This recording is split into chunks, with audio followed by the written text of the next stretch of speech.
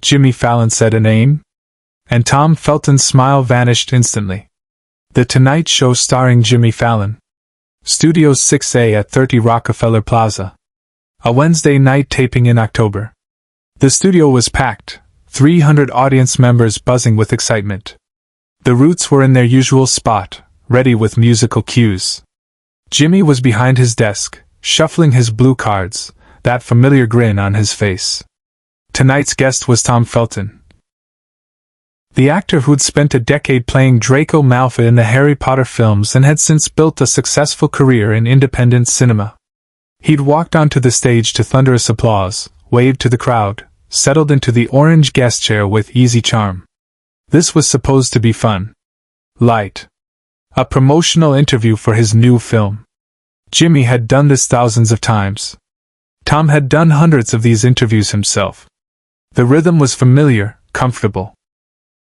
They'd been talking for about 4 minutes, laughing about behind-the-scenes Harry Potter stories. Tom was animated, gesturing with his hands, doing impressions of his co-stars. The audience was eating it up.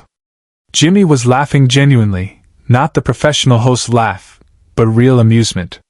"So," Jimmy said, glancing at his cards, "I read that you're working with a new director on this film. Someone you've really wanted to collaborate with for years. Can you tell us about?" He looked down at the card, reading the name the producers had written. "About working with Daniel Radford?" Tom Felton froze. Not the casual pause of someone gathering their thoughts. Not the thoughtful silence before answering a question.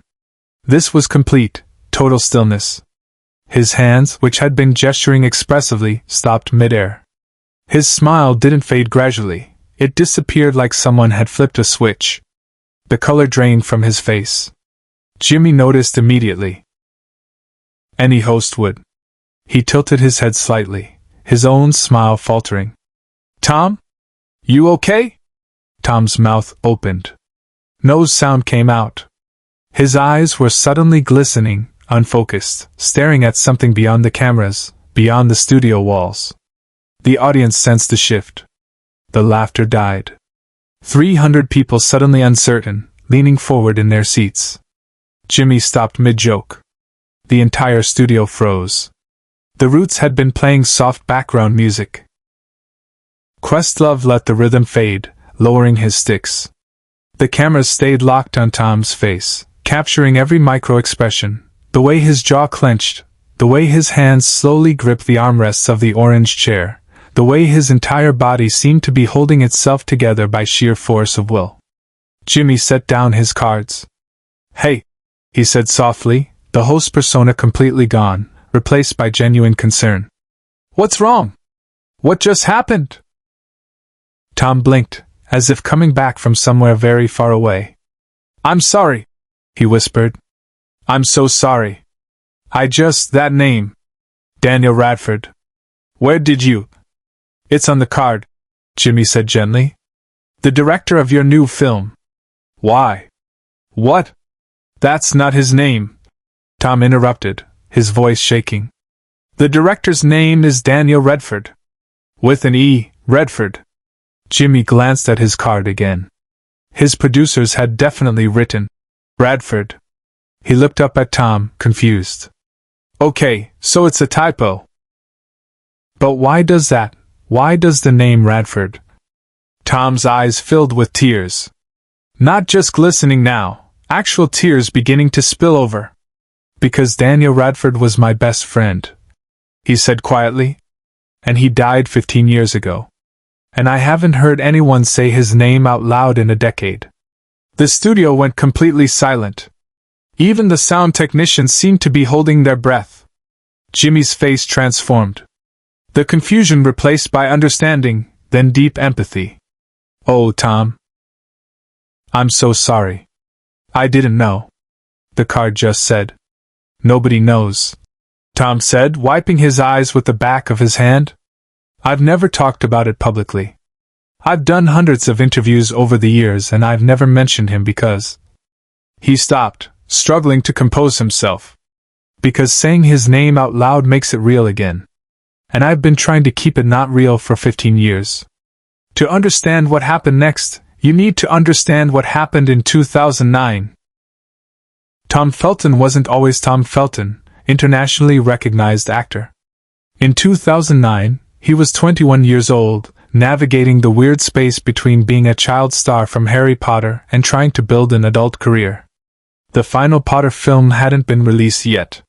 He was doing smaller projects, taking acting classes, trying to prove he was more than just Draco Malfoy. He was also dealing with the pressure that comes with early fame. The constant scrutiny.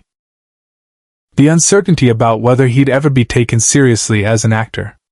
The isolation that comes from growing up in the public eye. His best friend was Daniel Radford, not the director, but a guy Tom had met in drama school before Harry Potter had even started. Daniel wasn't in the entertainment industry. He was training to be a paramedic. He was the one person in Tom's life who had known him before the fame, who treated him like a normal person, who didn't care about red carpets or premieres. They'd been inseparable since they were 16. When Tom was filming Potter, Daniel would visit the set during breaks. When Tom struggled with the pressure of fame, Daniel was the one who'd show up at his flat with pizza and terrible movies and just exist beside him without needing anything. "You're not Draco," Daniel would say whenever Tom spiraled into insecurity about being typecast. "You're Tom. And Tom is good enough." In March 2009, Daniel finished his paramedic training. He'd gotten a job with the London Ambulance Service. He was excited. This was what he'd been working toward for years. Tom had thrown him a small celebration, just the two of them, at their favorite pub. "You're going to save lives," Tom had said, raising a pint. "Actual lives. That's incredible. And you're going to keep making people believe in magic," Daniel had countered. "Different jobs, same goal. Making the world slightly less terrible." They'd laughed. Made plans to take a trip together once Tom finished filming his current project. Talked about getting a flat together somewhere, the way they'd always planned. 2 weeks later, Daniel was responding to an emergency call. A car accident on the M25. He was riding in the ambulance, preparing equipment, when another vehicle, a truck whose driver had fallen asleep at the wheel, crossed the median and hit them head-on. Daniel died instantly. He was 21 years old.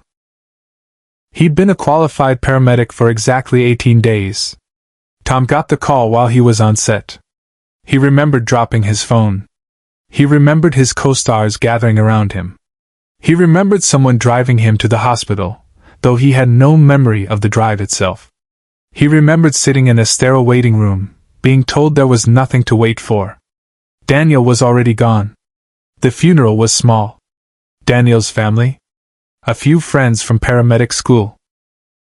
Tom sat in the back, wearing sunglasses indoors, trying not to be recognized, trying to grieve privately for someone the public didn't know existed. He never talked about it in interviews. When journalists asked about his personal life, he gave vague answers. When they asked about his close friends, he deflected.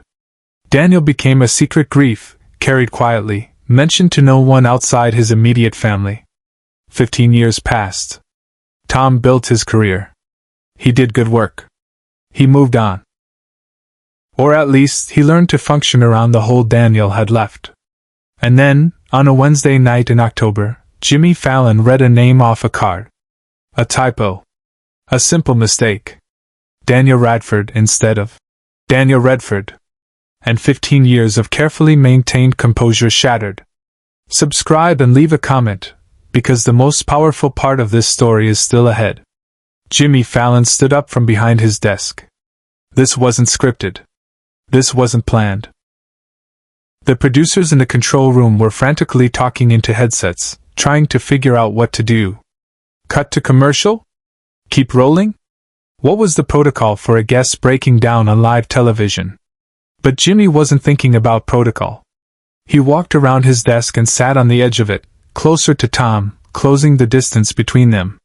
"Tell me about him," Jimmy said quietly. Tom looked up, surprised. "What?" "Daniel Radford. Your friend. Tell me about him. If you want to. If it's too hard, we can stop. We can go to commercial." But if you want to talk about him. Jimmy gestured to the 300 people sitting in complete silence. These people are listening. I'm listening. Tom stared at Jimmy for a long moment. Then he looked at the audience. Hundreds of faces, all reflecting the same expression, open, empathetic, waiting. He was my best friend, Tom said, his voice stronger now. We met when we were 16. He wanted to be a paramedic. He was the person who knew me before all of this. He gestured vaguely at the studio, at the cameras.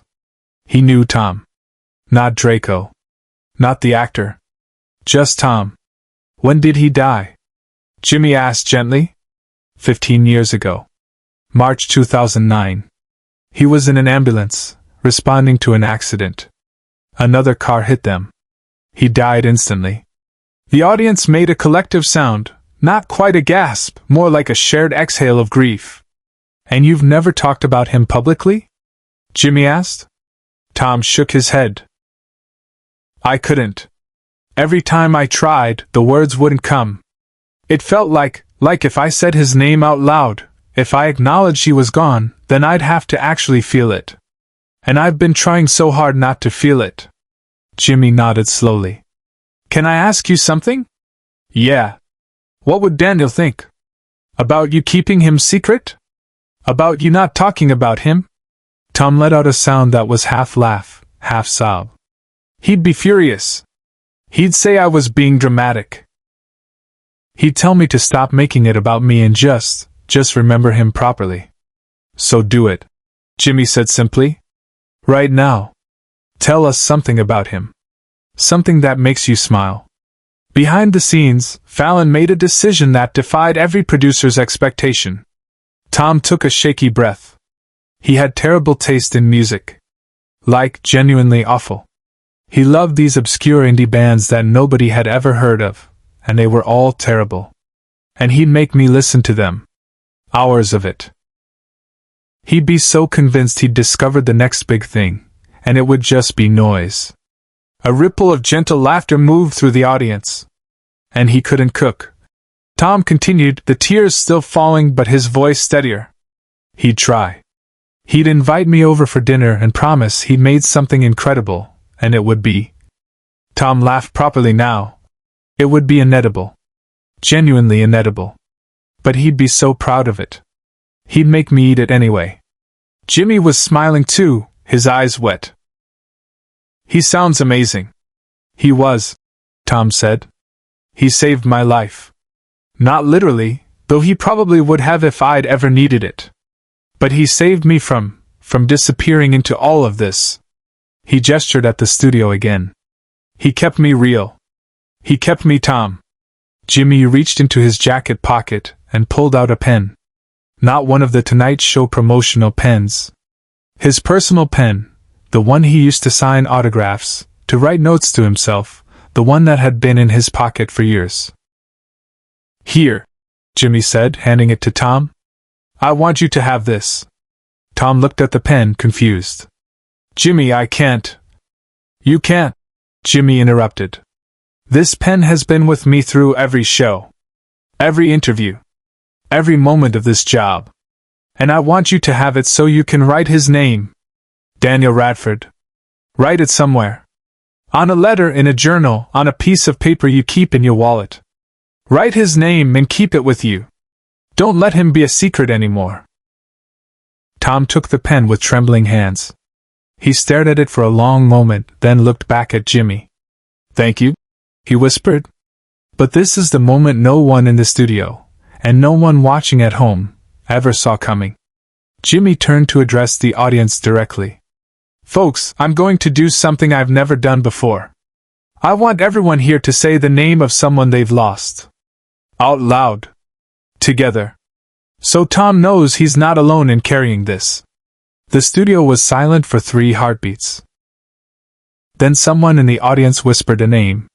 Then another. Then 50 voices, 100, 300, a chorus of names filling the studio. Parents. Siblings. Friends. Spouses. Children. Tom sat in the orange chair, tears streaming down his face, surrounded by a room full of strangers speaking the names of their dead. Jimmy knelt beside Tom's chair. "Say his name," he said gently. Tom took a breath. "Daniel Radford," he said, his voice clear and strong. "His name was Daniel Radford." The audience erupted, not in applause, but in that profound sound of collective catharsis, standing as one, honoring grief finally spoken aloud. Share and subscribe. Make sure this story is never forgotten.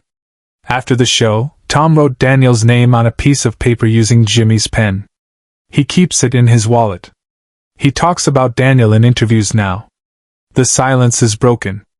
And Jimmy Fallon's pen, the one he'd carried for years, became the tool that freed a man from 15 years of unspoken grief. Sometimes the bravest thing you can do is say a name out loud,